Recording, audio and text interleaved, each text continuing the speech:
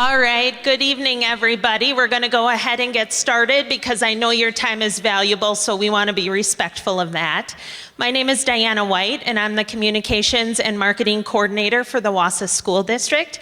I just want to start by sincerely welcoming you here tonight, thanking you for taking time out of your valuable evening to be with us and learn about this very important topic that we're discussing about tonight, which is the future of the Wausau School District. So before we go forward tonight, I'd just like to introduce you to our board president, Jim Boucher, to make a few comments.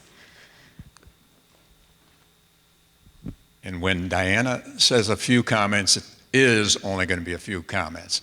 Thank you for being here. I hate to be redundant, but I really do appreciate the fact that we do have so many people here to come and listen to what we are talking about, and actually what the administration is talking about, and then going to be presenting to us as board members. I can speak from the board's point of view and the fact that we're happy to get your input. We are really searching for a lot of points of view, and that's why we've continued to say, there is no plan yet.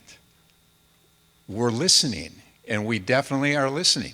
And these are topics that have been talked about for many, many years. As I remember looking back when I was here as a teacher and coach, we talked about some of these situations. Now, we're really talking about it. And this is the opportunity that you have to really give us a lot of information. So believe me, we're not going to be speaking, we're going to be listening, and we're going to be continuing to hear what you have to say. So thank you for being here. We greatly appreciate it, and I hope that you get a lot out of this as the night goes on. Thank you. Thank you, Mr. Boucher. At this time, to really set the stage for our discussion tonight, we're going to play a video that's a few minutes in length. It's going to give you the perspective of some parents and some staff members about why this conversation is important, and certainly why restructuring is something that should be considered. So we're going to go ahead and play that right now. Opportunity, a word defined as a set of circumstances that make it possible to do something. The Wausau School District is full of opportunities, but because of the way we're structured, a child doesn't necessarily have access to the same opportunities depending on which school they're in. And for Wausau School District graduate and parent Kelly Radickle, that doesn't sit well. I feel at some point we have to just reflect on the process, reflect on how we're doing things, and is it truly the best for our students here in Wausau? And if we can do things better, why not? Why not take the chance on our kids? She's not the only one feeling that way. Wausau School District graduate, teacher, and parent Joe Stashik agrees. For 16 years, he split his time between Wausau East and Wausau West as an agriculture teacher. And he'll be the first to admit that was hard, both professionally. By 7 o'clock, there were West students trying to find me because they knew I was only there in the morning. And then the same thing, kids would be waiting for me when I arrived at Wausau East. So as a teacher, that doesn't give you a whole lot of wiggle room for prep and grading and getting things ready. And personally. I mean, we always want to have a focus on students first, and all good teachers in this district will stop what they're doing to help those kids. But it takes a toll on a teacher. I was way more stressed out. I had a lot less time. I spent a lot longer hours here in the building after school trying to get caught up. And now being at the one building has made a tremendous difference for not only my students and my kids, but my personal life and well-being also. Like Radickle, Stashik is an advocate for a restructure of this district. I think our district wants to be as efficient as we can for not only our kids, our parents, our stakeholder groups, but also our community. Right now, we have to buy equipment for 2 shops, one at East, one at West, and we're buying the same equipment for 2 different places. That's not always the most efficient thing to be doing when we could focus on all the kids at one location. It would give us opportunities to use the same money that we have now, but have bigger, better, and give kids better experiences and career opportunities that they probably didn't even know existed. Opportunities that go far beyond academics. The activities directors at both Wausau East and Wausau West are excited about the doors a restructure could open up to everyone, students, staff, and even the community. Opportunities that truly seem endless. So not only could we fill all our levels at our current sports that we offer, but now we could offer extended offerings off of that. So for football, we could have all levels of football being offered on top of that with having an intramural program. So kids that still want to be involved with the sport. I also see it from a recreational standpoint. You see a lot of our culture changing more to that hiking, biking, kayaking. I would say more of the rec sport type competitions. So we could open up that opportunity to single trek, mountain biking clubs. A move they feel will truly elevate the Wausau School District to the next level, because by pooling resources for things like clubs and activities, the impact could be felt far beyond just our high schools.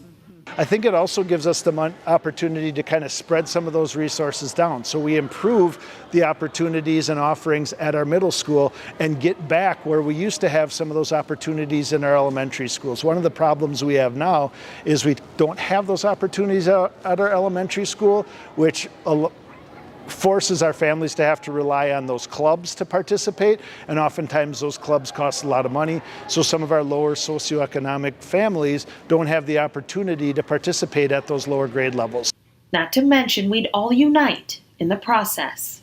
I would say we're better together. The more we combine and the more prosperous we can become, the more engaging and intriguing it is going to be to come to our city and to our school. I think ultimately we have to look at it from the lens of what's best for all students and not necessarily our own. And it's not about being selfish, but it's kind of about being selfless. Like, what can we do to make this the best opportunity for all of the families and all of our community members? And I think if you can step back from the lens of how it impacts you personally, or maybe impacts your children, and not a give and take, but rise everybody up together, that would be my hope in doing this, is that this would make us not only a better school district, but a better overall community. Because at the end of the day, this very conversation about restructuring is really about opportunities. The same opportunities for every single person in this district, and also creating even more opportunities in the process. Or as the definition says, a set of circumstances that make it possible for the Wausau School District to do something. And that something is to be the very best it can be for you, your children, and our community. This is a great opportunity for us to think outside the box. And this is a time for us to kind of rally together as one community to embrace change, to move past how we've always done it, and to really focus on the outcome and what that could look like for our kids and our future, and to set them up for the best experience.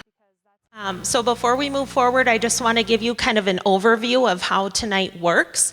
So in just a few minutes, Dr. Keith Hiltz, our superintendent of schools, will make his way down here, and we'll have a brief presentation for you. You are also going to hear from more members of our Wausau School District, and then the community, who will give some perspectives to this conversation. And then at the end, we want to make sure we have lots of time for you to ask any questions you have, make any comments, and even beyond this meeting, please know later tonight we're going to provide you with ways to give feedback no matter the day or the hour, because your feedback is so extremely important in this process. So with that, I'm going to hand the microphone over to Dr. Keith Hiltz to begin our presentation tonight. Thank you. Thank you, Diana. I also would like to welcome everyone here. Oh, there's my, thank you very much. So some of you have probably been following this conversation, and for some of you, this is probably brand new. So if you're brand new to it, sit back. There's a lot of information to share. If you've been engaged in this conversation for a while, sit back. There's a lot of information to share, but hopefully you'll pick up something valuable again. So tonight, this is what we would hope to accomplish. You saw the opening video trying to set that, the stage, if you will. We thought we would talk about this restructuring through the 7 habits. We teach our students to use the 7 habits, our staff use the 7 habits. It's another lens through which we can analyze our thinking. Then we want to review the staff and the community feedback that we've gotten to date. We had a really effective restructuring subcommittee that turned into a kind of an extended focus group. We want to share their work with you tonight. We want to start to help develop a shared vision for why we're interested in doing this work and what the benefits might be, what the district might look like if we proceeded down this path. Very preliminary analysis, some potential mergers. And we put together our first draft idea, if you will. If we were to restructure the district, one way we might do it, and again, the start of an analysis. This is just the beginning of the process. We'll talk about next steps and then a nice Q&A opportunity at the end. So, let's go ahead and get started. We always start with our why. And the main driving force here is that we want to be better for students and for staff and for families. We want to do that by becoming more efficient so that we can offer improved services. You'll see a list of some concerns, and actually I'm going to go to the next slide because it happens in 2 slides. So some of the concerns you'll see are enrollment trends, unequal access to programs for students, unequal work conditions. I'm going to try and work over this way a little bit. Oh, it sounds better over here too. For our staff, and some ongoing financial challenges as well. So those are some of the drivers behind this. So if you're not familiar with the 7 habits, been around for a long time, but these are the 7 habits. Be proactive, begin with the end in mind, put first things first, think win-win, seek first to understand, which is why we're here tonight, then be understood, synergize and sharpen the saw. And we'll go through those in this conversation here. So be proactive. We can look ahead and see what's coming. We want to get ahead of that and make decisions before we have to react to them. So this is a graph of, as you can see at the top, pre-K-12 enrollment in Wisconsin and in Wausau. That blue line is the enrollment in Wisconsin, and the scale for that line is on the left. So you can see it's roughly 872,000 students in 2007, down to roughly 832,000 now in 2022. A slow, steady decline in the entire state. Wausau follows that trend, but it's a little more aggressive. So we have been in a declining enrollment environment for a while, and we are fairly certain that's going to continue. Continuing with habit 1, these are the concerns that I mentioned earlier. Inconsistent student success, inconsistent student access to programming, inconsistent staffing. And these are things we would love to solve, but within our current structure, we've not been able to do so. Challenges with attracting staff, declining enrollment that we just mentioned, open enrollment, and those continued financial challenges. Those are the concerns that are driving us as well. I'm going to skip from habit 1 to habit 5 because habit 2 is begin with the end in mind. We don't know what the end looks like yet. We need to understand from you and our staff, everybody, what is this shared vision. So we are seeking to understand, which is habit 5. And I want to share this. Ever since I came here 5 years ago, there have been a number of requests that are valid. What can you do about class size? What can you do about getting some extra hands on deck to help students? What can you do about offering this program or that program? And due to some limitations in our resources, I've had to say no. And I got to tell you that as I explore this more and more, I'm excited about the possibility I might be able to say yes. And it's not just me, of course, but that's just a little short historical perspective. Continuing with our theme of seeking to understand, we've sent out a couple of informational videos accompanied by some surveys.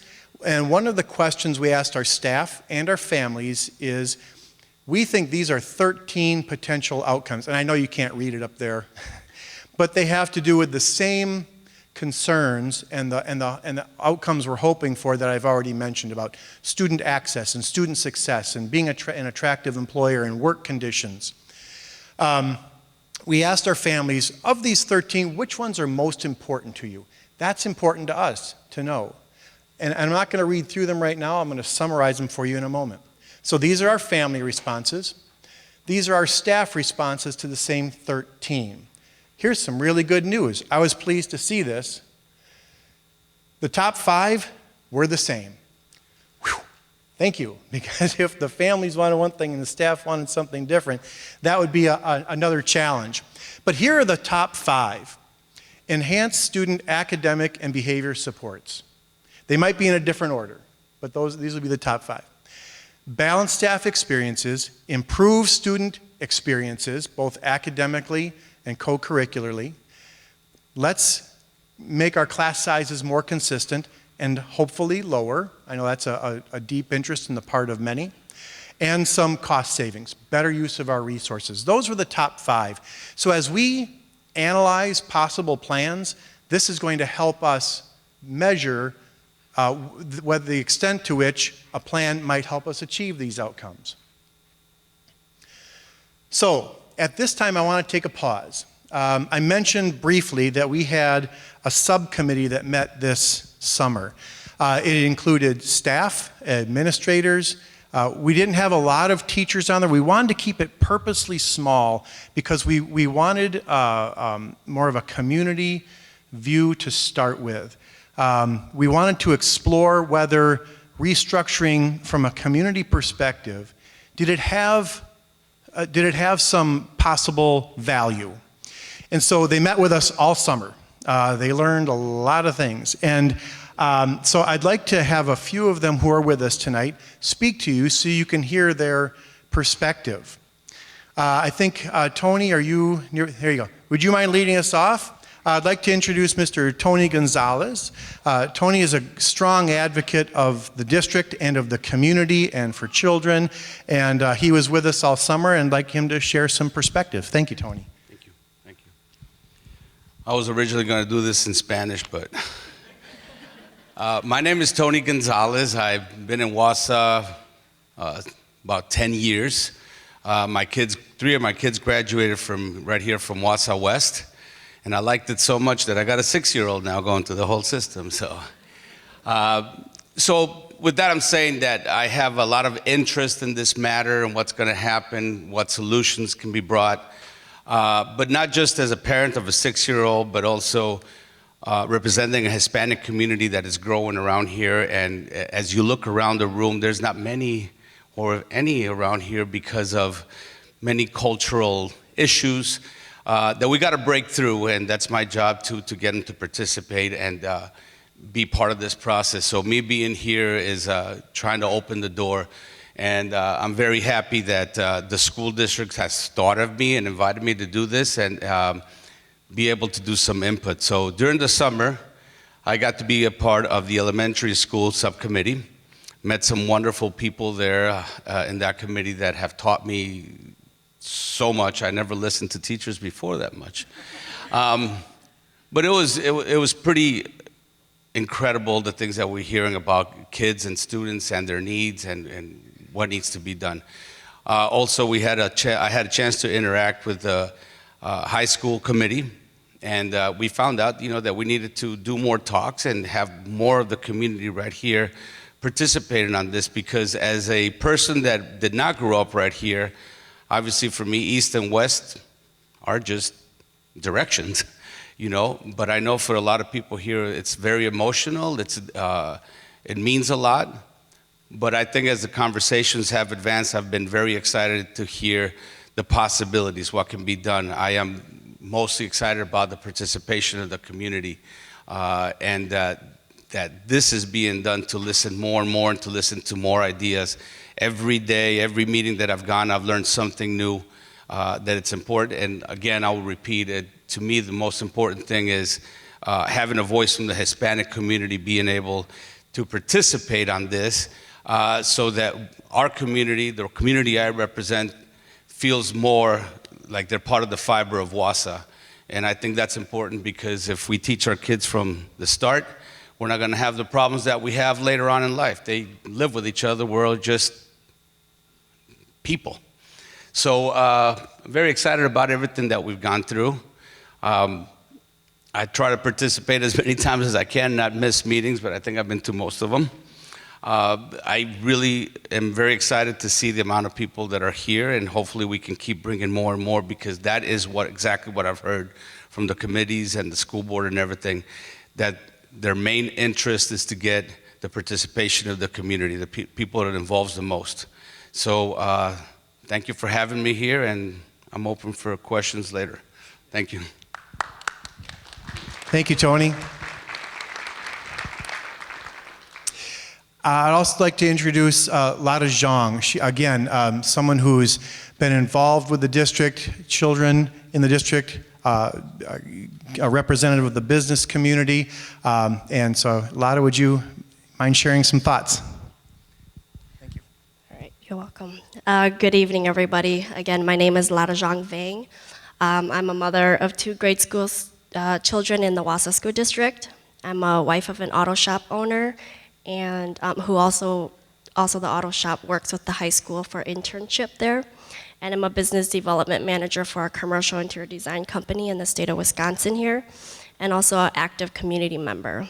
And the reason why I want to share all of that with you is because when I was invited to work with the subcommittee, one thing that stuck to my mind is my husband had challenges with students in schools reaching out to him because one school didn't have an auto shop program and the other school did. And so students who were interested in that mentorship program didn't get to be a part of our one-stop auto work environment because the school didn't provide that. And also I talk about my business development manager as a commercial interior designer. I get to work with K through 12 government facilities and corporations all over the state of Wisconsin, and I've been a part of conversations like this in other communities about the size of ours, and so I've seen communities come together and discuss and craft what that future looks like for the children that are in those communities. So I'd like to share with you that I'm really excited to have this, that we're all having this discussion today. And I've seen how much work the Wausau School District has done to make sure that we bring the community along in this journey, and that's really important. I'm going to emphasize that we are bringing you along with us. I've had the privilege to serve the subcommittee in the middle school, high school group, and I've witnessed the mindfulness of each and every committee member, and they were putting the students, our children, as a priority and the many possible experiences they could have in the future of their success as the priority of this discussion. I'd like to share with you some of my perspectives. Communities and organizations are changing at a fast rate. Technology is dictating how businesses operate and the type of skill sets that are required. I've been in corporations where robots and automation operate a huge facility, and it only takes 8 people to run a 3-shift job. In order to stay relevant with the workforce and prepare our children for success, we must reanalyze our framework that has not changed for over 60 years to identify what's great and working and to understand where the gaps are. Student enrollment is declining due to lesser birth rates, and we've seen how that has directly impacted our workforce. As automation and IA become a partner in creating successful businesses, we must provide educational content, programs, and resources to keep our students relevant to tomorrow's workforce, alongside agile leadership skills for jobs that haven't even been created yet. Our children are competing globally, whether we acknowledge it or not. Our ability to create spaces for them to organically engage, share knowledge with possible future business partners and creators of the best products and services in our community and in the world, we must provide tools, resources, and equipment to keep them at the forefront of innovation. We need to think globally, but strategize locally to tailor our resources for success. Shared resources like the possible merge of schools can open up opportunities to diversify a variety of different learning programs and skills.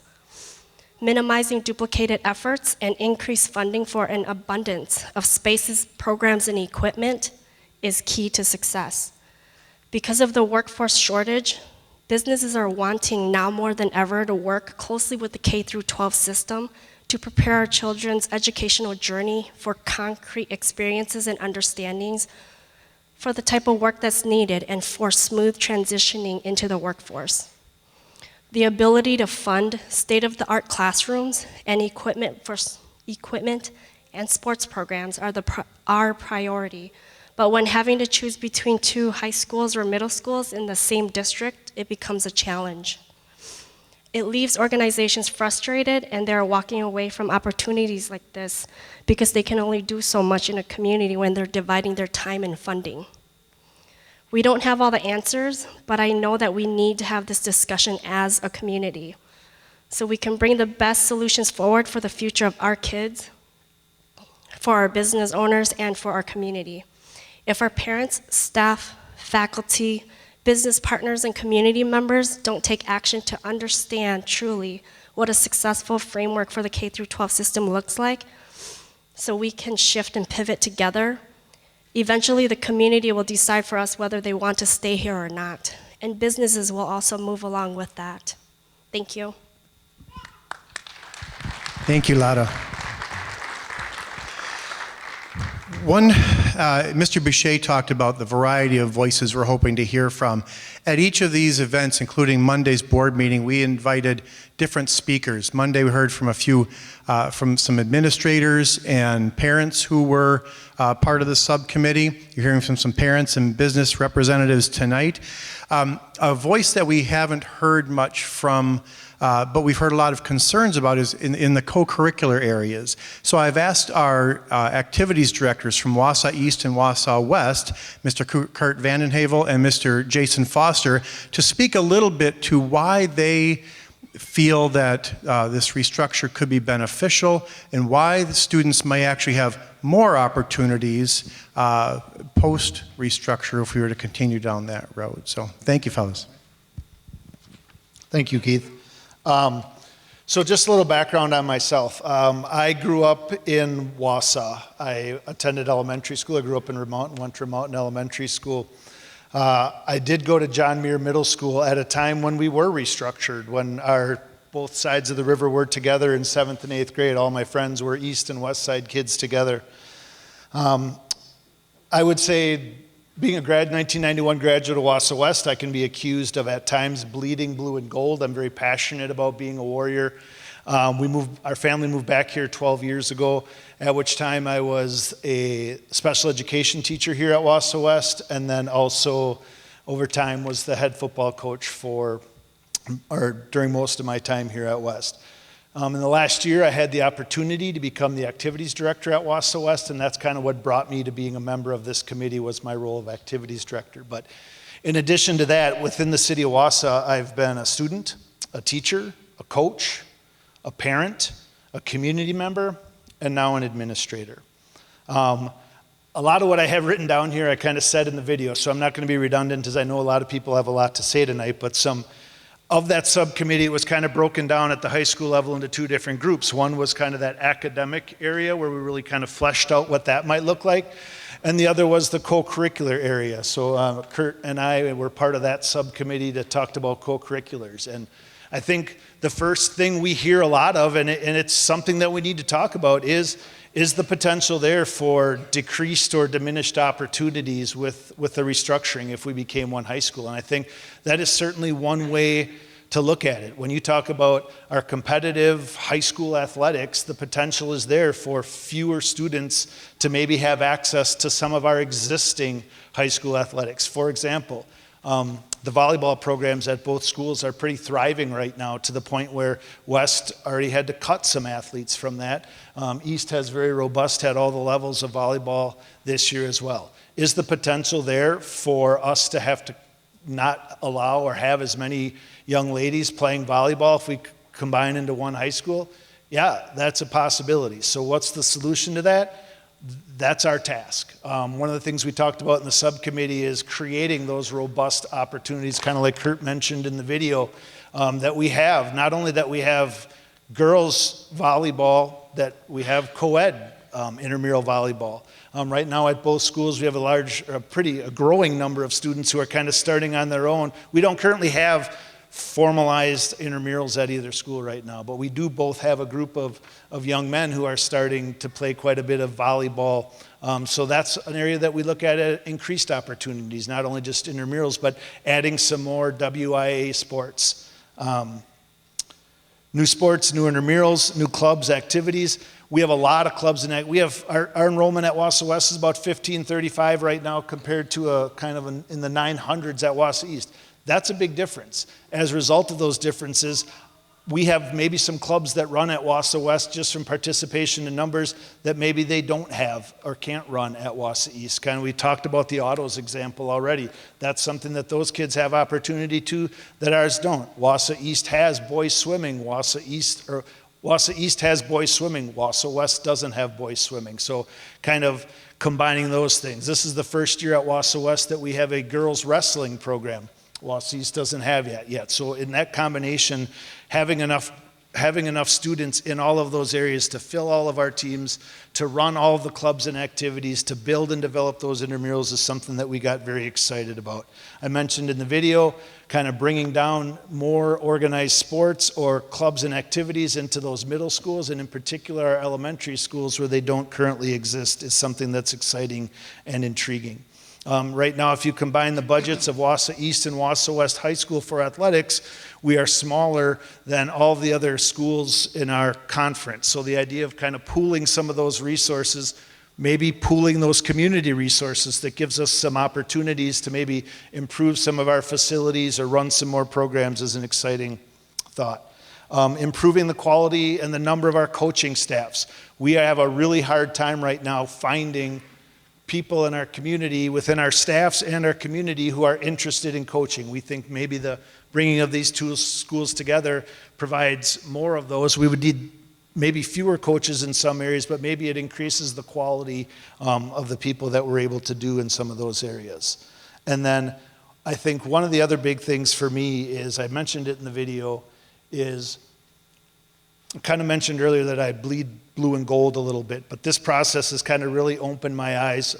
Full transparency, my wife, Deb, is also the principal at Wausau East, so it's kind of really given me the perspective of firsthand being able to see what things look like at Wausau West on a day-to-day basis, academically, co-curricularly, as well as knowing full well what they are at Wausau West. And at the end of the day, right now, things are not equitable.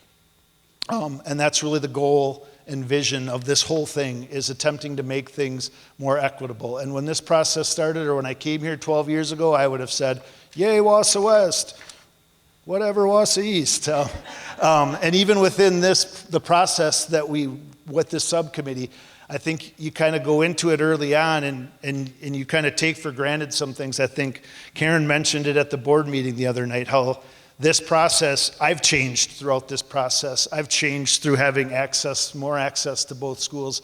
And I know that for a lot of people, you're kind of at step one on this. And that first initial reaction is going to be no, or this won't work, or this is going to, the only way this can work is to bring one group of students down to bring another group of students up. And I think it really is going to take selflessness, it's going to take an open mind, and it's going to take that thought and that idea that the solution to this, or the vision of this, is bringing everybody up together. And I really think this has the opportunity to not only make us a better school district, but a better consolidated community unity of Wausau altogether. And that's kind of my hope and vision for this process. And I'm Kurt Vanden Heuvel. Just a little bit about my background. I grew up in the Fox Valley area, Green Bay, and had a really robust conference with sports.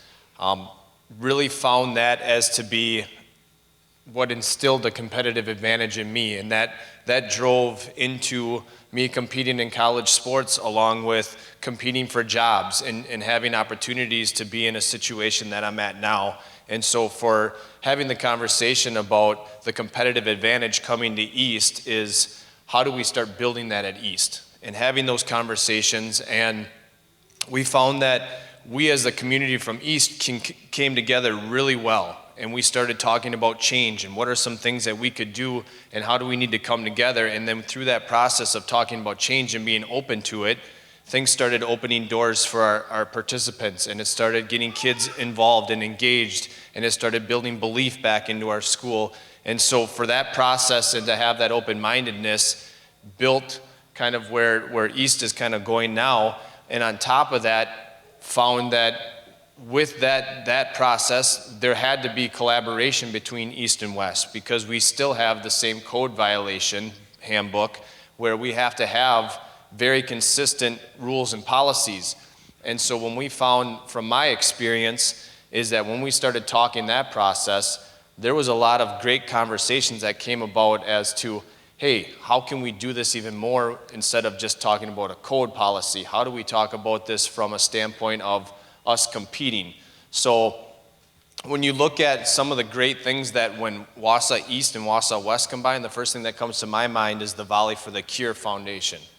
And when those two teams came together and those organizations came together, it was amazing the outpouring of donations and how big of an impact that it made within the community. So when you think about it from that aspect, I go back to how can we continue to do that, because when we're talking about our programs and everybody's trying to get new equipment, new facilities, it's, well, we're not getting much because everybody's being tapped out because West is going and doing their same fundraisers as the East side.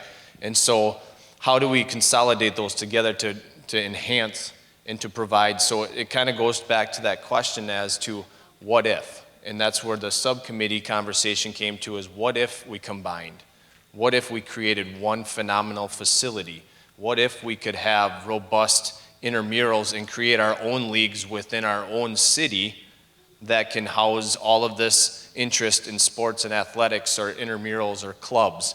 What if we started utilizing our resources here at Wausau to create and use our beautiful rib moat and our lakes to have fishing clubs? And what if we started talking with NTC and utilizing some of their gaming club facilities that they have for the esports community? So all of that came, and we had these conversations, and then when we separated and said, well, can we utilize this if we stay separate, it was really hard, because it goes back to that, well, do we have the staff that we can pull from all these other clubs and try to get this side going, and do we have enough kids? And it's very disheartening when kids come in and they say, we want to start this club, and I say, okay, go and get some people, start going into that activity. So it was fishing club, and then within 2 weeks it was like, well, there's only 2 of us. So then thinking, well, what happens if we have a combination? How can we make that a possibility? So on top of that is if we utilize coming together, we can also think about how do we offer this not only from the school perspective, but now offering it into a community, where now community leagues are using these types of facilities. And I think the only way possible is if we can come together as a community and pool our resources together to make one nice entity for that, rather than constantly competing. Because it was going back to the conversation of when we started collaborating, it's like, well, we have an issue with transportation. What's your budget with transportation? Well, it's the same as yours. Well, you're traveling a lot more because you have multi-levels and you're going in different directions. And so there was some inequities when it talked about how do we make this fundable to run. So those are some interesting conversations, and it really opened my eyes from the subcommittee perspective as to how exciting it could be if we start looking from that optimistic lens. So thank you. Thank you both. A couple of phrases that we've heard a few times, raise everybody up together, right? What if? Those are kind of the things, the ideas that we've had that have really generated some excitement throughout this conversation. So let me continue. Help again. Let's continue on this 7 habits here. We have a dedicated website, and I think I'm going to hold off on this a little bit, just in the interest of time. But Diana White, who you met earlier, put together all of the information that's been discussed to this point in the subcommittees, the videos, things like that. And you can go, there's actually a link right there. It's called The Future of the Wausau School District. It's right off the main page. And so you can go there for a one-stop shop and see everything, all the information that you might want to see. All right, back to habit 2. Remember, we're habit 5 is seek to understand. We're trying to do that. Now we want to be understood with the website. Let's create that shared vision. What might the end of this look like? We're going to use that really exciting work of the subcommittee as the jumping off point. It was very creative, and so you're going to see a little bit. This is one of the ideas that were explored. So an overarching vision could be, in our elementaries, we want to build confident learners. We want to develop their skills. When they go to middle school, we want to continue to develop those skills, but we really want them to explore every opportunity that's available to them. There are 16 different career pathways. Which one might work for you? We really want to explore that. Once they've established their skills, we will never stop developing skills, right? But we can emphasize, if we had a junior high, for instance, that could be a spot that could really focus on inspiration. They kind of know where they want to go. Let's really inspire them and have them create a plan so they can, with the end in mind, be a successful adult. And in the senior high, they complete that plan and they are prepared for life after high school. That's an overarching vision. Let's talk a little bit about elementaries. The vision for elementary, the vision for secondary, high school are very different. At the elementary, the overarching need is to meet students' needs when they need them met. We do that to the best of our ability right now. We want to do it better. We have to do it better. We also have to support our staff with whether it's reading, other reading teachers, math teachers. I kind of mentioned a few down here, maybe some more GT teachers or EL teachers. We could build some support teams that could support our classroom teachers. That's something that that's been requested of us, the board and administration, for a long time. And it's exciting to think about that might be a possibility. So that's the vision at the elementary. Let's build better supports around our students and our staff. So let's talk about a couple of ideas. One idea that was explored was closing 3 schools, a Lincoln, a Rib Mountain, and a Hewitt. Another idea that came actually from some parents in the subcommittee was close 5, Lincoln, Rib, Grant, Franklin, Hewitt, but recreate our 2 4K campuses, or our 4 into 2. And we can talk about that a little bit more. But these are just a couple of ideas. And I want to kind of talk about the mechanism. How could merging help us be more efficient, better serve children, better support our staff? Here are a few examples. Now, please be aware, these are illustrations. These are a point in time. These numbers are already wrong. At some point they were right, but they've already shifted. So in this scenario, if we were to merge Hewitt, Texas, and Riverview as an example, Hewitt, Texas currently has 6 sections. That means 6 classes. 1 classroom at each grade level, K1, 2, 3, 4, 5. So there's our 6. Their average class size is 16. In Riverview, they have 18 sections, average class size of 24. If we were to merge them with these current numbers, we would get 24 sections, class size of 22, roughly. And in this particular illustration, there is no change in the number of teachers that might be reassigned. That's okay. Let's continue to explore. And I've got some notes I want to share with you a bit later. Next illustration down, Rib Mountain and South Mountain. You're starting to get the idea. 10 sections, 22, that becomes 18. That leaves 4 teachers unaccounted for that we could reassign in other ways. Now, you will note that the class size went up. Here's an important note. If we aren't comfortable with that class size, we can reassign a teacher and drop that average class size and still have teachers who could serve other roles. We don't have that option right now. Next one down, Lincoln and Jones could merge as an example. You can see the class sizes, roughly 18, saving 2 teachers. Franklin and Hawthorne, average class size of 20 to 21, 2 teachers that we could reassign. Grant and Jefferson, 1 teacher we could reassign.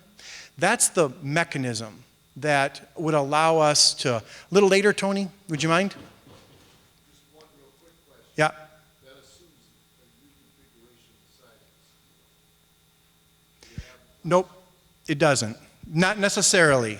And we'll get to that a little bit later. Yeah, there's lots to go through. Sorry. Yeah, I know you want to clarify some things. So this just talks about our teaching staff, elementary teaching staff. This doesn't consider our classroom support staff, which we could also reassign. This doesn't consider our principals. This doesn't consider other areas of staffing either, custodial and nutrition services. And it doesn't take into account some of our current, what we would call specialists, right? Like our GT teachers, our EL teachers, specialists. So for instance, we currently have 3.5 GT teachers for 13 elementary schools. They have to be spread across roughly 4 schools. If we had 10 schools or 8 schools, now even the staff we currently have would not be spread so thin. They could better serve the students in fewer schools. So it's kind of that what if, right? How could concentrating our needs and efforts really enrich the experiences of our students and staff? I'm going to go back. You remember this bar graph? These are those 13 possible outcomes. This graph, and again, you'll probably have to log on a little later and see this. It's hard to read. This graph tries to illustrate which of those, if we did some of that elementary merging, which of these could we accomplish? We could balance staff experiences. We could bring the community together, increase unity. We could have more consistent class sizes. We would have cost savings. We could enhance student supports. We could improve student experiences.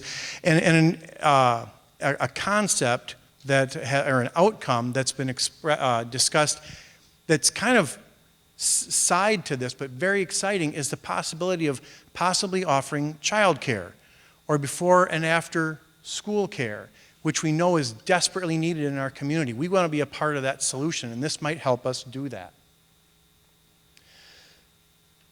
Continuing with habit 2, we'll talk about the secondary. It's different. In the secondary, one of our main interests is equal access. You've heard it a couple times tonight. Equal access for students to programming.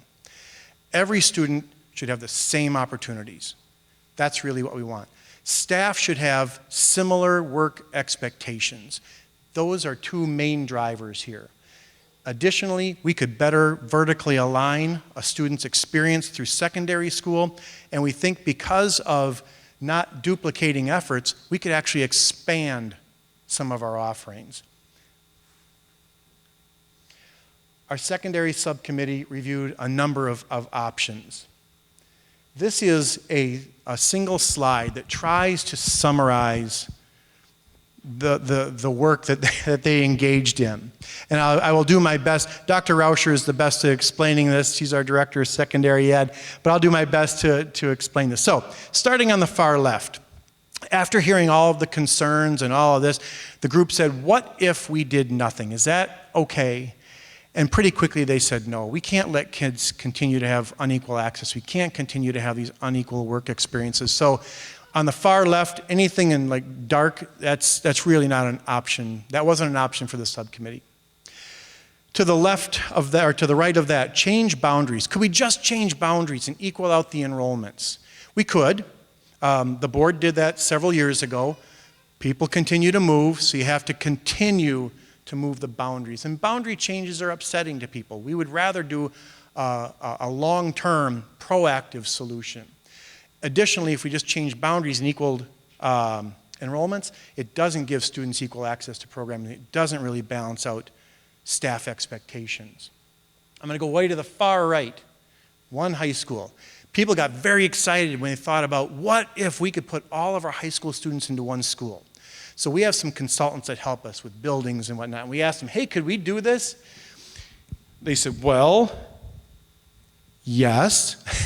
But if, for instance, if we did it on this campus, we would literally have to buy up houses and expand our campus and expand the building. It would be cost prohibitive, politically very people don't want to sell us their houses so we can tear them down and expand our school. So we said, while it's an attractive idea, it's not really feasible. So they said, okay, let's not do that. So then they started looking at, could we bring our schools together so that students have equal access to programs, but do it on 2 campuses? So they looked at, on the right, the light green, a 9-10 campus and an 11-12 campus. They looked at that, they said, there's some good things there, but the big one in the middle, big green, that's where they thought the most potential existed. One 8-9 campus and one 10-12 campus. For a lot of reasons that you might want to read that website, there's a lot in there. But essentially, and you kind of saw it in the vision earlier, that 10-12 offers some continuity for the upperclassmen. And age-wise and need-wise, this breakdown seemed to be more beneficial to students. So that's kind of where they ended up, and they said, okay, that's as far as we can go without expanding this conversation. So we can come back to that if people have questions.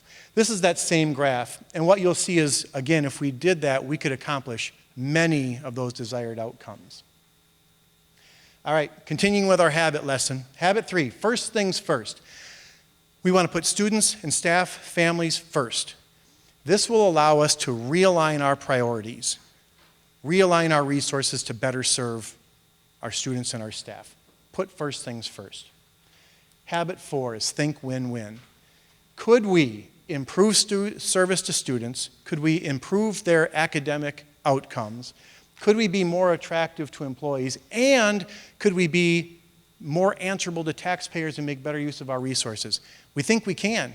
It's not just a win-win, it's a win-win-win. And I think there's some more wins after that. Habit 6 is synergize, and you heard some of that already tonight from some of our speakers. What can we do better together? That's the whole idea behind synergize, finding new alternatives. And lastly, sharpen the saw. Why do you sharpen a saw? Anybody? Pop quiz. Thank you. Make it do a better job. You ever tried to saw down a tree with a spoon? It doesn't work well, right? It doesn't cut. Sharpen that saw, and the same effort you put in will help you be more effective. That's really the purpose of this whole restructuring conversation. Our staff are working really hard. We want their efforts to be more effective. Our students are working really hard. We want them to have every opportunity. I'm just about done, if you're wondering. So next steps. On Monday, the board said, please go create some draft plans. Okay? We will do that. We're going to continue this dialogue. Tonight, December 7th, we have several PTOs who we're scheduled to speak with, and then we'll see what happens after that. And we're going to start drafting some plans, and we're going to start analyzing those. So here's one, and don't get scared, it's just an idea, right? We're discussing it. Here's an idea for elementary restructure. What if we close 5 schools? What if we repurposed 3 of them? 1 into a child care center for staff and the community. What if 2 of them were repurposed to serve charter schools or alternative programs? What if we sold 2 of them? What if we kept 8? Don't know about 4K yet. That's a separate conversation. But what if we did that? Right? Would that help us get closer to that vision? What about a secondary? If we created an 8-9 down at the bottom, if we reconfigured our 2 high schools into a senior high, grades 10-12, right here, and a junior high, 8-9 at Wausau East, could we move 5th grade into John Muir and Horace Mann and have our 2 separate middle schools, but they'd serve grades 5 through 7? That's something we have to analyze. How are we going to analyze it? We're going to do our needs assessment. We're going to identify the problems. We're going to analyze possible risks for doing that and for not doing that. We're going to define our success criteria, which you've already started to help us do. We're going to do a cost-benefit analysis, and with all these, programming, facilities, and then we have to pick the best fit. That's the general process. Talk about risk analysis. When I start talking to people about some of these plans and say, what about this? What about that? This could be a problem. That's really useful. Here is the start of a risk analysis of that scenario. What's the risk if we pursue that merger, that restructure that I just referenced? Families might leave. They might get angry. The drive might be too long, right? They might leave. That's a risk. Staff might not like this. Many are very excited, some are not. They might leave. We hope not, but they might. Bus rides could get longer, right? We've heard that. We could add another transition for our students, right, from now to a junior high. That could be a risk, but of course a lot of districts around us do that, and they seem to be okay. What are the risks if we don't pursue this? Basically, they're the same problems we outlined earlier, right? Declining enrollment will lead to staffing reductions, which it has been doing for the last 20 years, frankly. Declining enrollment will lead to program reductions. Students will continue to have unequal access. Staff will continue to have some staff, more challenging work conditions. Revenues decrease, and eventually, folks, you saw eventually we're going to be forced to do this. Do we want to do it proactively or reactively? So that's an example of a risk analysis, just the start of it. And then people say, when are you thinking about doing this?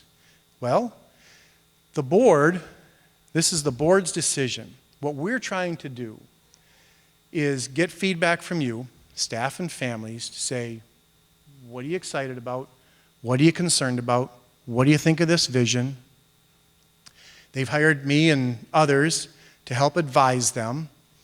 But when they feel they're ready, they have the information they need to make a decision, they'll make a decision. If they were to make it as early as this winter, and I don't know if that's going to happen, then months of planning have to happen. So in the fastest scenario I could imagine, board makes a decision winter, we plan winter through summer, and changes could start to be implemented fall of '24. It's a very aggressive timeline. And Mr. Trollope will tell you that I'm often a little too aggressive on some of my projections, but that's all I've got. So first of all, I want to, again, there's a lot of information here. There is no rush to this conversation. You'll be able to log on later, see this presentation. You'll be able to see that restructuring website. What we'd like to do now is invite another partner of ours, Yengi Lor. She's been helping us throughout this process, and she's going to help engage you in a conversation. So we hope you choose to ask some questions, add some suggestions, not only verbally, but also that QR code in the middle. If you take a picture of that with your smartphone, it'll take you right to a survey. If you don't have a smartphone with you, or if you want to do that later, we have some hard copies that we'll hand out a little later with that same QR code. And if you don't want to do it electronically, we do also have some hard copies here you can fill out right now or take home and fill out and drop them back off to us. So, Yang Yi, do you want to take over? Thank you. And so there you go. I'm pretty loud, and I probably don't even need this, but that was a lot of information. And we did allocate an hour to this. But here's the most important part, I think, of the night, is all of you sitting in this room that have come to listen to this presentation. We want to hear from you. As Dr. Hiltz has mentioned, this has been a long process. Myself, Yangi Lor, with Faithful Consulting, and Eric Giordano with WIPS, along with all these incredible people and also community partners have worked as subcommittees throughout the summer and really felt, again, the message is really felt that we want to hear from our community. We want your thoughts on what we've done so far as a subcommittee to take forward. So, all right, this is the opportunity where you can share, as Dr. Hiltz has mentioned. Please, there's a couple options. One is to scan the QR code and respond there. Paper copy, but right now is your opportunity also, and I know we're going over time for some of you, but if you would like to share, do you have questions, thoughts? Okay, and I'm gonna do my best to run with these heels all over this room to make sure you My question is directed to Dr. Hiltz. You passed a referendum recently to, I would say, harden the attack sites, given what the climate of this country is right now, to make schools safer for kids. Are those changes to the elementary schools especially going to be put on hold during this process? There's no sense in hardening a site if it's not going to be used. Sure. Thanks, Tony. So it's two answers to that. One, when we were talking about a referendum, and by the way, I hope anybody who has more to add to this, board members, administrators, this is a conversation, right? But I'll start and say when we started the referendum, the board said, we really want to make some space for this conversation. So they actually removed $60 million of elementary work so that we didn't do exactly what you're saying. We don't want to invest funds that we are not, that are going to be stranded. The elementary school projects, for the most part, many of them are postponed till the end of the project. The ones that where we know we're going to have enrollment growth, so Riverview, Statine, South Mountain, those projects are proceeding. And I think that those are the three right now, correct? Yeah. So yeah, we have that in mind, Tony, and we're trying to be very mindful not to leave stranded investments. Thank you. Other folks. Thank you. This is probably a rather trivial question, but on the one slide where on the one side, on the left side, it said no change, and on the other, one high school. I thought that the consultant recommended not to do the one high school, but the middle one is still going to have one high school, only without 9th grade. Is that correct? Yeah. So the example on the far right, the one high school, was one high school in one building. So we would have all the students, all 4 grade levels in, for instance, this school, and they just don't fit, is the problem. Yeah, we couldn't really make them fit in any feasible way. So again, with the dark green one, that still is one high school. One high school, 2 buildings. So yeah, let me forward this to this other slide.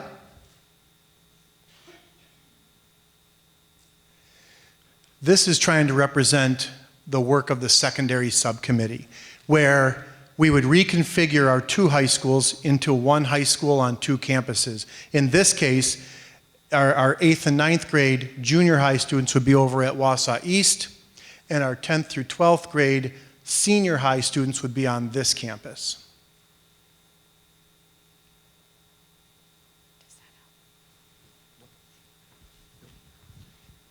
That wasn't clear. That's not clear. One high school on Wausau West. One high school. So all of our 8th, so currently our Our 8th grade students, half of them are, roughly half, are at John Muir and half are at Horace Mann. We would bring all of those 8th graders together and we would educate them over at Wausau East. Currently, all of our 9th graders, about 2/3 are here at West and 1/3 over at East.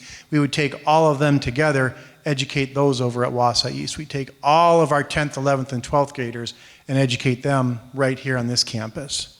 Is that helping? So essentially it'll be a 8, 9, and then a 10, 11, 12. So a junior high school and a senior high school. Yeah. But the only difference is that the 9th graders would not be in that high school. That's the only, okay. Yeah, and this, thank you, yes. And this building has the capacity for 3 full grade levels. Thank you. Sorry about that. Questions? Oh, Yeah. okay.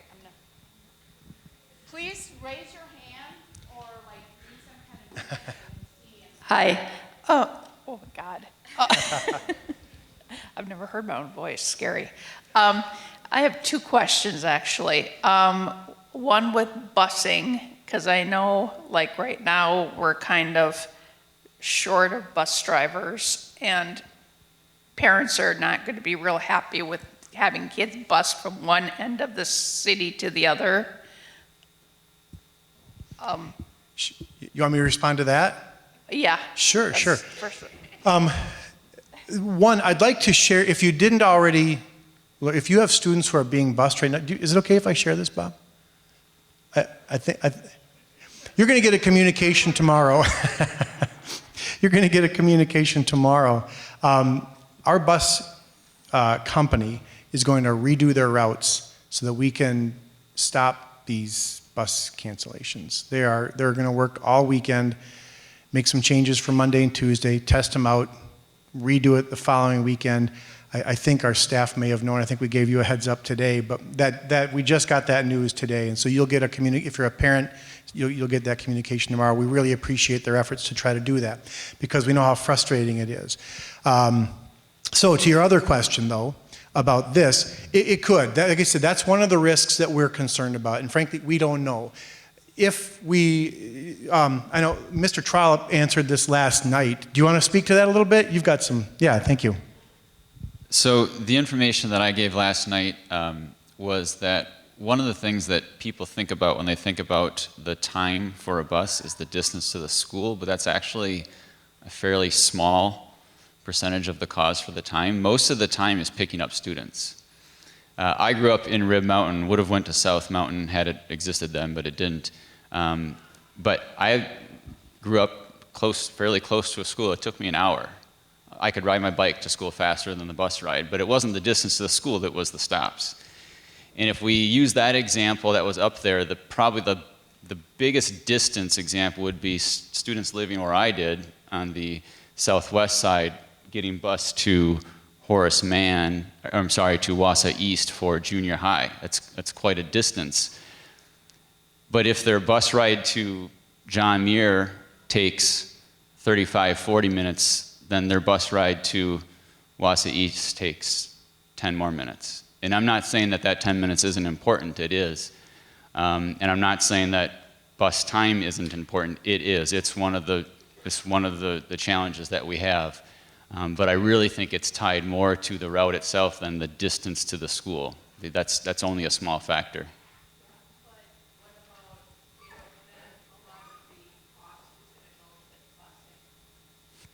Well, that works 2 ways, though. Yeah, there is some cost to having a little extra distance on that route, but is there cost savings by having less schools to have to go to? And I don't know the answer to that question because we're still talking about all this just like you are. But those are the things that we're talking about, so that's why we like to hear this, because we're talking about those exact things. And then my other question, sorry, I'll quit hogging after this. No, don't. Just make him answer. Riverview is already humongous. Don't they already have like 500 kids there? Can I answer this? They don't. They have around 400. Okay. And the only reason I want to answer this is because you refer to Riverview as being humongous. It's not. It's actually fairly average for the state of Wisconsin.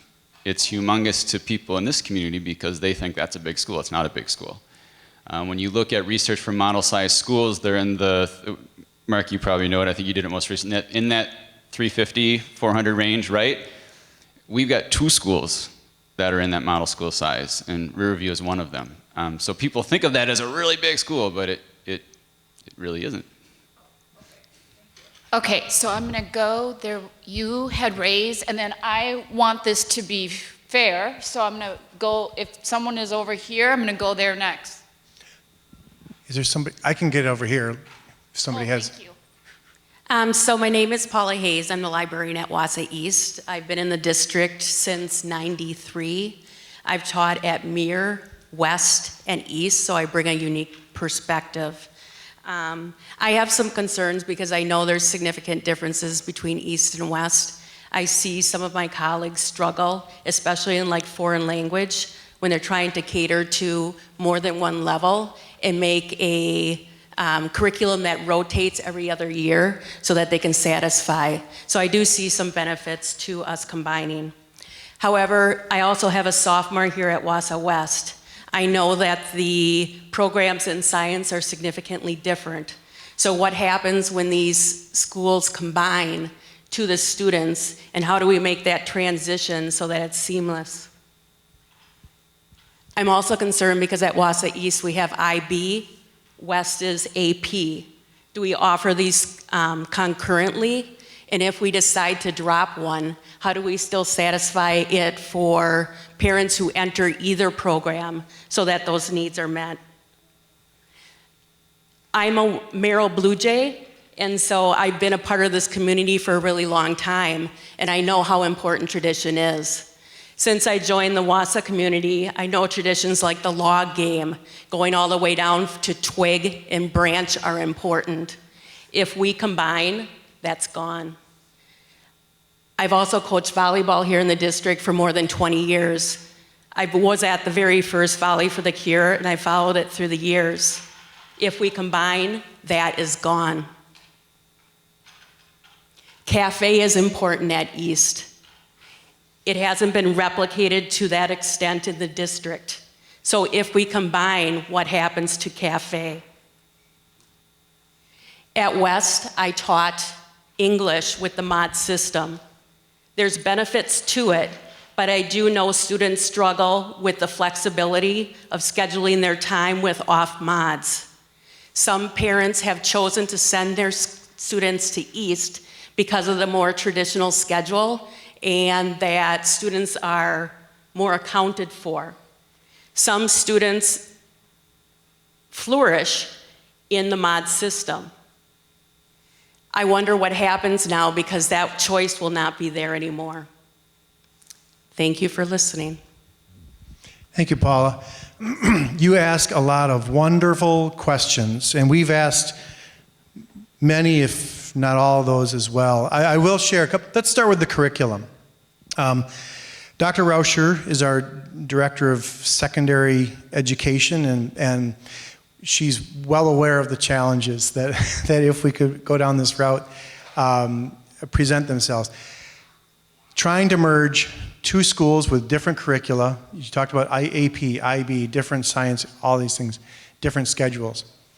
As we've been talking, and we haven't talked to every high school teacher, but many of them who we've had conversations with are also very excited about the possibilities. What might we be able to do if we really focus, if we work together, if we recreate what our high school and maybe middle school curriculum look like? But those are questions that we definitely have to answer. We don't have answers yet. The other things you talked about are also very important. And I'm going to back up a couple of slides here.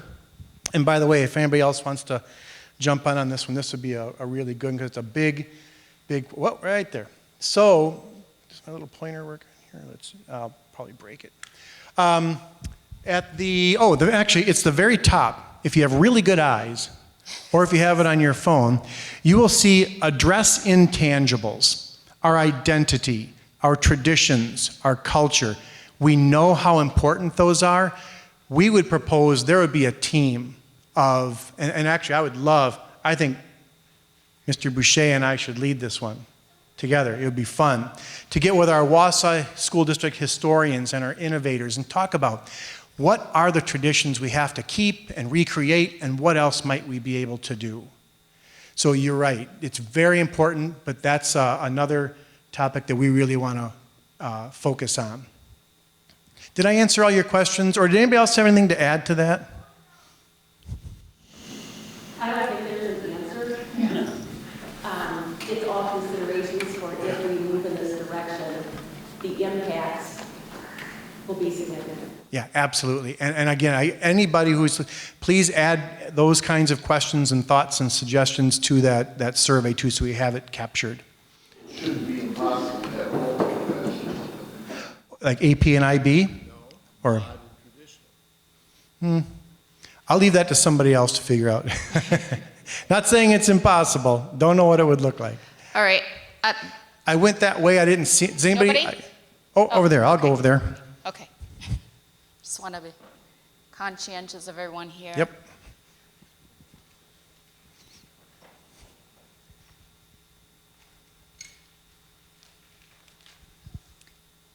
I was just wondering that if this were to go through as the population looks right now, about what would the student population look like in the buildings between like 8 and 9 and 10 through 12? Thank you. Bob, help me out if we are roughly 600 students per grade level, correct? Am I about right? Somewhere in there. So in our secondary schools, East, in this scenario, well, I moved it. East with an 8-9 would have roughly 1,200 students, which is just below that building's capacity. And this one would have 1,800, which is right at capacity. Thank you. Elementaries, again, it would depend on which ones we brought together. Mr. Trollope mentioned that in the state of Wisconsin, an average elementary school is about 400, and so that's most of our elementaries are about 200 or a little less, somewhere or a little more, right in that ballpark. So if you merge those, you're right around 400. Lance? I was on the elementary subcommittee, and when we met together and the secondary subcommittee floated that, I said, wait a minute, does that underutilize Wausau East though? We'd only have, we wouldn't have as many grade levels there. And it actually turns out that there'd be more students at Wausau East under this scenario than there currently are. It would actually go up. We'd actually be making better use of that building. So I was sort of surprised to see that that we'd be making better use of it than we are currently. All right. So, I want to get to this corner here. I saw a few hands here. So I have a quick question. So if you put the two middle schools together and the high school, those of us that are living close to a school where the kids can walk and they're going to be bused, is that going to be at a cost to parents, at a cost to taxpayers? No, public schools are required to provide free transportation within some limits. So if they have to be bused, that's certainly at our expense. 2 miles, yes, or a hazardous roadway. So we have many that are less, but yes. Mm-hmm. Was there someone? Oh, sorry. So go ahead. Yeah. She handed me the mic.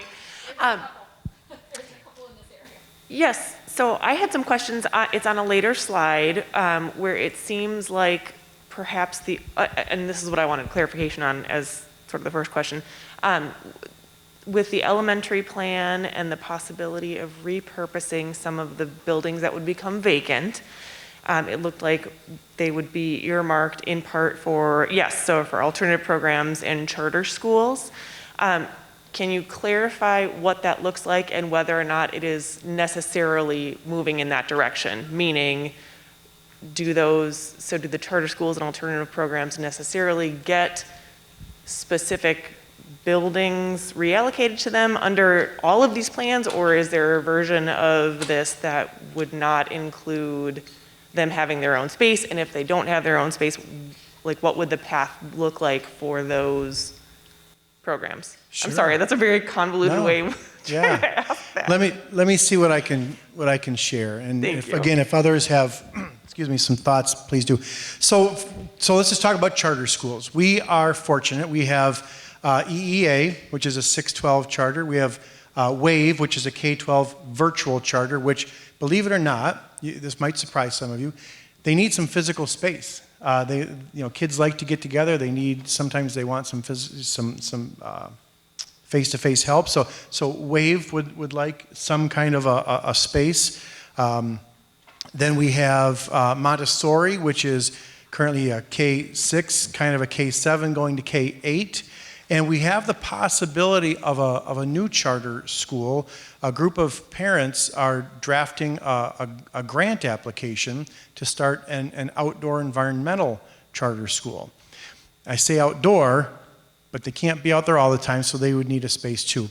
So they could all use a space. We also have some alternative programs that could use different spaces. We might be able to be more efficient in some of the resources we invest into those. It's a bigger topic than most people realize. One of the most prominent, I guess if you will, schools is our Montessori. They've been talking about having their own space for a long time. We didn't know if that was a possibility. We actually currently have plans to create their own school, if you will, attached to Horace Mann. That also is just put off a little bit till this conversation happens, because we recognize the value in their having a space designed for them. So that would be something we would like to be able to do if we have that opportunity. Would anybody add anything to that? Did I answer your question? The first part of it, if you wouldn't mind entertaining the second part of the question, then I guess repurpose is the word that I'm caught up on here. So understanding that there would still theoretically be students served by the district in these schools that would be, in quote, repurposed, would the budget still, would there still be budget dollars allocated to make the improvements to those buildings that were originally going to be made that have now been pulled back? See where I'm going with that? I do. Okay. Sure, yeah. Couple things there. My short answer is yes. We would look at the needs for that particular school, redesign the plans to match those needs. And now I can't remember the other thing I was going to say. So maybe just ask me another question, then I'll start talking again.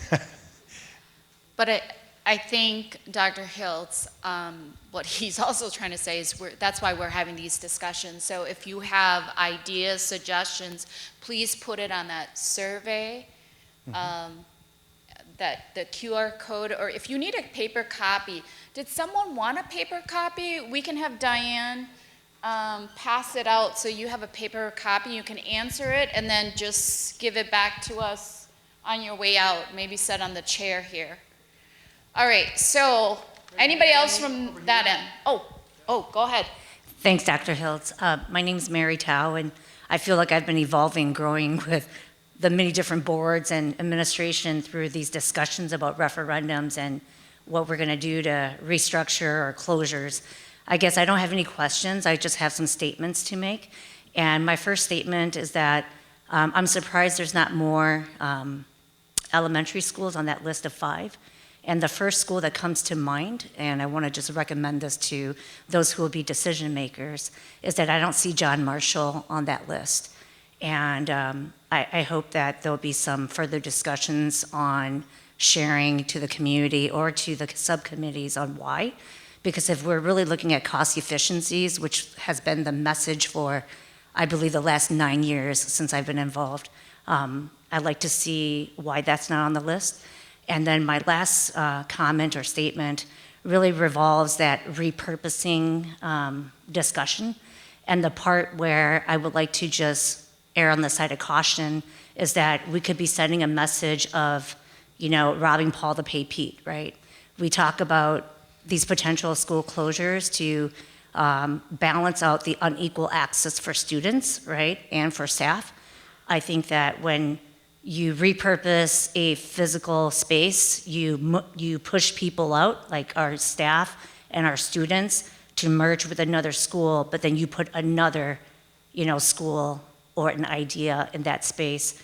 I don't know if that creates the balance that we're looking for, but I'm hoping that more discussions are had about how you try to repurpose for what's going to be best for the future needs of our students in our community. Thank you. Yes. The schools that we looked at were those that were kind of worked around with the subcommittee, so that was just a starting point, but you're right, we will continue to explore other options.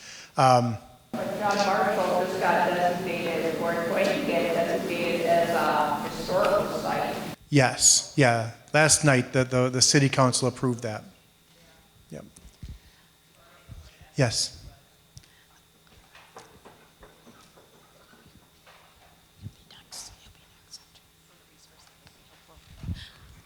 Just a resource that might be helpful for people to review after. If you're trying to make sense of the slide for the secondary level that had all the different options, the reds, the greens, if you want to know where that came from and how we actually looked at each one of those options along the way, on the website, which is on, so you go to our school website, and then you go to the future of the Wausau district, there's a link to all the different subcommittee meetings. And if you want, on June 16th, the secondary subcommittee slides are there, and it gives you that what if for each school, along with things like the enrollment numbers based on the enrollment at that time. So you can see it, say, well, what if we do nothing? And there's some information there. What if we changed boundaries? And it gives you specifics about the numbers of students who would have to move and what that would do. It also, each one of those what if scenarios says it would move us closer to these outcomes or take us farther away. So I think Diana's walking us through. So if you go to June 16th and hit that little plus, then the meeting presentation for secondary, the bottom one, and we don't need to go through this now, but I just want you to be able to see it. If you scroll through, you'll get kind of the little background, and then saying, okay, well, if we're trying to, here's how we're going to make decisions. Go ahead, keep going, Diana. What should we make our decisions about? Go ahead, keep going. A little bit more. And almost there. You gotta get to the... Lots of work was put into so this. These are all, at the time we had 5. We said, these are 5 different things we could do. And now each of the following slides says, okay, what if? So what if the one Wausau High School? And it gives you an idea of, well, we would have this many students in it. How does that compare to the largest high school in the state? How does that compare to our current capacity, and so on? So it'll take you through each scenario with some of those numbers, just so you can see the thinking the subcommittee did. And the goal of the subcommittee at that point was not to come up with the best answer. It was to say, well, we can't really realistically look at 5 or 6 different things in detail. So if we could narrow it down and maybe figure out 1 or 2 that would be worth exploring in depth, how would we do that? Just more background for those who really want to know the numbers. Thank you, I'm gonna Dr. Roche. Oh, go ahead. 2 more questions. She's been... I've got a couple here. First of all, the bus thing. Obviously, we've had a shortage with bus drivers. There's been issues, canceled routes. But the other part of that is getting across town. Bridge Street is not the friendliest road to drive during high traffic time. Earlier it was mentioned 10 minutes from one side to the other. Try going through rush hour. It's a lot more than 10 minutes. Now you're going to put a bunch of student drivers going down Bridge Street, people trying to turn into the coffee shops. It sounds like accidents waiting to happen. So I want to just make sure that's, being reviewed as well. Secondly, it seems like for the last at least year that I'm aware of, it's been pushing to go with the split junior, senior, 10-12 or 10-12, or the 9-10 and then the 11-12. It seems like that's where the focus has been. Why aren't other options thrown out there and truly analyzed as other options? It's always been the focus of splitting the 2 so we have one high school. It's going to cause a lot of conflicts, a lot of problems. So is there some work that's been done with other options? Well, you saw the ones that the subcommittee explored, and again, they were just an exploratory group, right? They did not do a full analysis. That's something that still has to be done. So you're right. We want to, take a look at these, and if people have other suggestions, pop them in that survey. We would love to develop those out and analyze those and see if we can find something better. I think this one, again, this group started with a blank slate, and it's interesting that they ended up in a very similar place. There's just a lot of potential here, but yeah, we're open to other ideas. Do you think that a year's timeline, because when you say fall 2024, you're looking at the 23-24 school year? Or are That's you actually next year. looking at the 24-25 school year? Because 2 we're years, talking- yeah, 2 years from this past fall would be the earliest. That's a lot to put together for restructuring high schools. And you're talking junior high, middle school, moving a lot of students. I think that's a little quick to make such a big decision. And then you're talking the two high schools are going to be at capacity, east and west, pretty much at capacity. So there's no room for growth in the community unless we restructure again in a few years if Wausau grows. Projections are it won't, right? The enrollments in the state are declining, and we can only work with the information that we have. So we wouldn't anticipate that, but that is a risk we could have. What if Wausau grows? Then what? Mm-hmm. Dr. Thank Hiltz, you. do you Yes. should I take one more, a few more? What are you thinking? Sure. We want to, if we can. Good. Yeah. I think it's great that we're all coming together to give our kiddos the best experience we can. My question relates more to facilities. I'm like Tony, our family's a little spread out. We have a 4th grader at South Mountain, and our son graduated from West this past spring. And he had the good fortune of having Coach Foster as his football coach. Is there a possibility to have a sports complex that would be for, having football field, swimming, where our kids can have pride in what we have for facilities? If I could share with you, before our son could drive, so it was probably his sophomore year, we were waiting in the west parking lot for him. And we had played somebody from the Valley. Forgive me, I don't remember if it was Appleton or Oshkosh. And we're waiting for him, and up pulls some of the, because we don't have showering facilities at Tom Field. So they drive back to West to be able to take a shower. And the parents from the other opposing team actually set up tables and had Domino's ordered on our sidewalk and delivered. And I'm like, wow, I feel like not a very hospitable opponent for them to come here. But there's just some limitations, and I know it's landlocked and there's some other things. But and as far as varsity swim goes, I don't think we have a facility to host those type of events either. And I guess I just wanted that to be considered and voiced. Yeah, thank you so much. Thank you. Yeah, when we talk about improving experiences, and I'm trying to look to one of you or others, right, who have some perspective on that. Every experience that our kids engage in is important. It's important to them, right? And so whether you feel strongly or not about athletics, it's really important to a number of our students. And so, yes, we want them to be proud. We want them to be safe. We want them to be competitive, all those things. So, yes, we have that interest. I don't have an answer to your first question about a complex. Currently, we are just beginning to introduce turf to our two campuses. And so we're very happy we're going to be able to have those opportunities, and we can certainly continue to explore that as we move forward. I don't know, would anybody add anything to that? Yeah. The one thing I'd add is that one of the things we've heard when it comes to fundraising is how much harder it is when we have to fundraise for 2 schools. So when we reach out to our community partners and I can't fundraise, I can't give it to West, or I can't give it to East, because it's twice.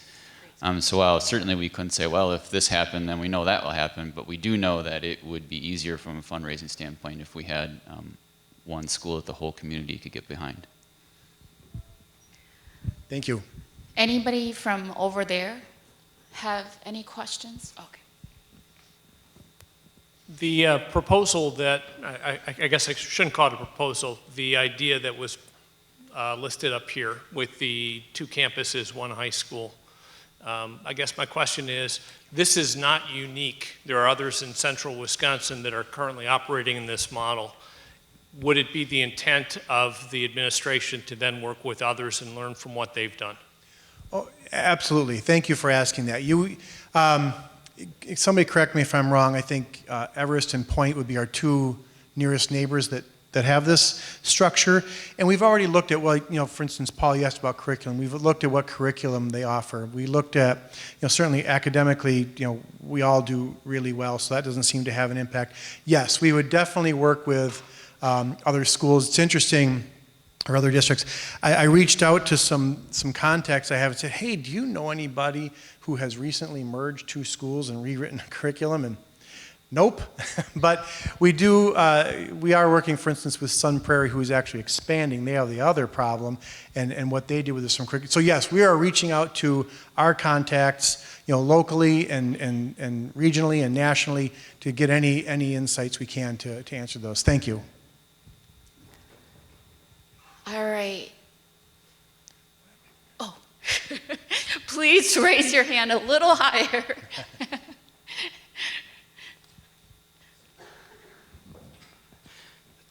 Just a quick note. So I was one of the students who grew up in Intermountain. I actually went to West, went to EEA, went to East, graduated from East. As far as like scheduling goes, I always thought it was weird that when we went to a structured period system to then go to a high school where it's all mods, didn't really work out for me that well. And so I'm curious as to if anybody has done any research or if you guys are planning on doing it as far as, what's gonna work better for students, what has worked well. As far as busing goes, it was 10 minutes. Granted, those of us that actually lived on the West and went to East, we ended up leaving school just a little bit early. But the thing that I see the problem is that you're gonna be, if 2/3 of your students live on the West side, you're gonna have a massive amount of buses trying to get over, as well as now you have a massive amount of kids trying to get over from the West side over to the East side. And that's really all I have to say. Thank you for sharing that experience. I will tell you that when I got hired, they said if you change the mod schedule, you get fired. So no, I'm just kidding. Sorry. I hope we can joke a little bit, but no, we will definitely work with our staff. We all care about kids. We'll work with parents. We will find the best solutions forward and bring everybody together to find the best solutions. So thank you. Hey, I want to wrap us up. Pat, I just want to let folks know, Mr. Pat Snyder, our rep, came tonight to hear this conversation, so thank you. We have it's a good working relationship, and I appreciate you being here, Pat. Thank you all for being here. It's an important conversation. It's very exciting. It's challenging. And again, please share your feedback in writing. We'll have another session December 7th. We'll try to do something a little bit different. And again, if we need some more opportunities, we will certainly schedule those. So thanks, everybody. Have a lovely evening. Thank you, everyone.